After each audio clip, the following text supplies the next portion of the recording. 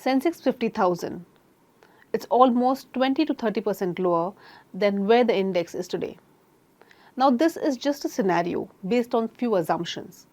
It is not impossible for the Sensex to end 2024, that is next year, lower than where it is in 2023. Also, it is perfectly reasonable to expect equity investors to be prepared for a very volatile stock market. The benchmark index tends to sway wildly in a year when several macros are shifting, and 2024 could be such a year for several reasons. The problem is that most investors today aren't even keen to think about it.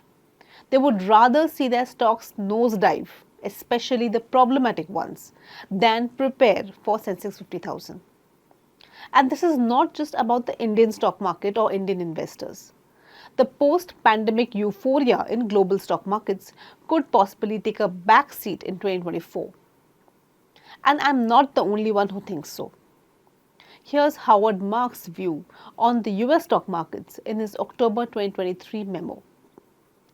The 13-year period from the beginning of 2009 through the end of 2021 saw two rescues from the financial crisis: a generally favorable macro environment, aggressively accommodative central bank policies, a lack of inflation worries, ultra low and declining interest rates, and generally uninterrupted investment gains.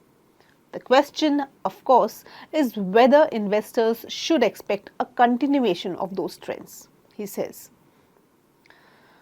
Indian investors may have to contend with some major macro changes in 2024 that could jolt their perception of the stock market risk.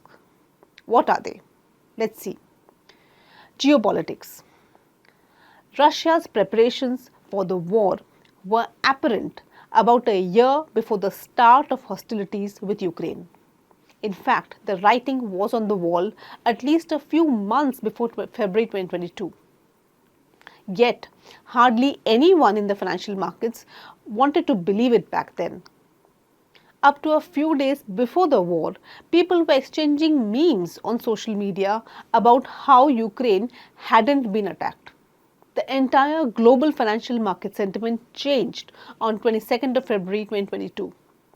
It shouldn't have been a shock, but it was. We all remember the carnage that followed in the stock market.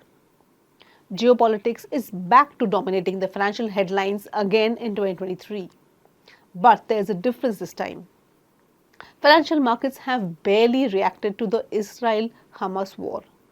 After the prolonged Russia-Ukraine tussle, geopolitical risk in the Israel-Palestine region should have unnerved investors, but it did not.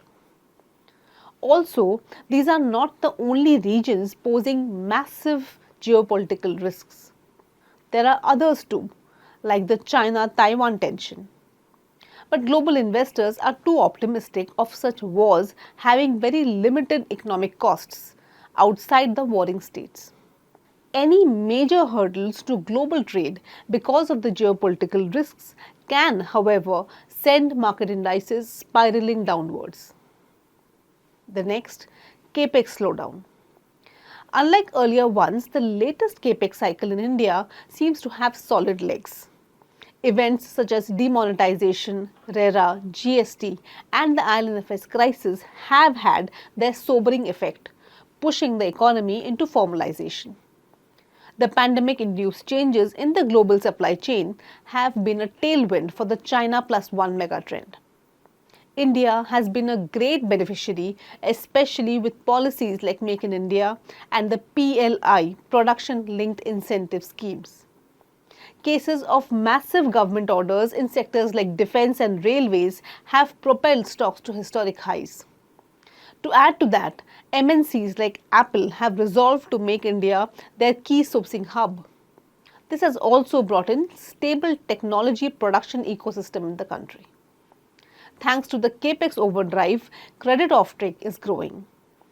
Corporate balance sheets are cleaner and cash flows suggest higher Capex affordability.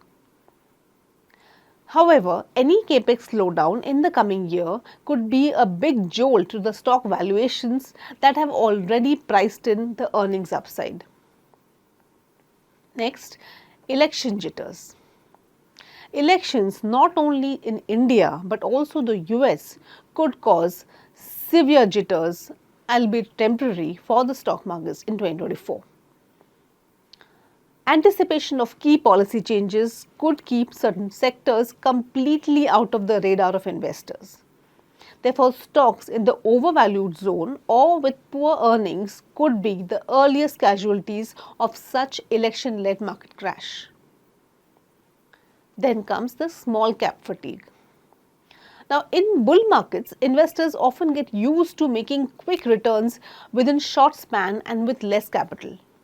So, small cap companies tend to be the favorites of investors hoping to create massive wealth from very little capital, or hoping to achieve spectacular gains much faster than the rest of the market. With 2023 seeing a massive rally in small caps and penny stocks, the segment remains a favorite. Though small caps are inherently riskier, most investors have recency bias about them. In fact, small cap stocks have shown a sharp outperformance versus large caps in 2023. So, not just individual investors, but even institutional fund managers have made a beeline for them. As per recently released data, mutual funds have been accumulating stakes in several new listed small cap firms. A good yardstick for judging the risk in small cap valuations is the small cap to Sensex ratio. Small caps tend to be safer when the small cap to Sensex ratio goes below the long-term average of 0.46 times. This is a yardstick we consider safe for recommending small caps even to relatively risk-averse investors. The current small cap to Sensex ratio is closer to 0.57x, way above the long-term average. This suggests that any fatigue in the appetite for small caps could be a massive risk to the key indices. And it is not just the BSE small cap index that could nosedive. The Sensex won't be spared either, especially when investors begin unwinding positions in the stock markets with stocks falling like ninepins. So what should be the reaction to Sensex 50,000? With most of the positives priced in, any negative shocker, especially like the macro variables that I have explained today, could cause a huge dent in the index next year. Having said that, whether that will take Sensex to 50,000 or not is anybody's guess. But what I can say with certainty is that a handful of stocks will be very attractively valued at such levels. And a bunch of smart investors will lose no time in buying their favorite stocks in the watch list and make the most of the opportunity. Will you be amongst them? Hope you like this video. Thanks for watching.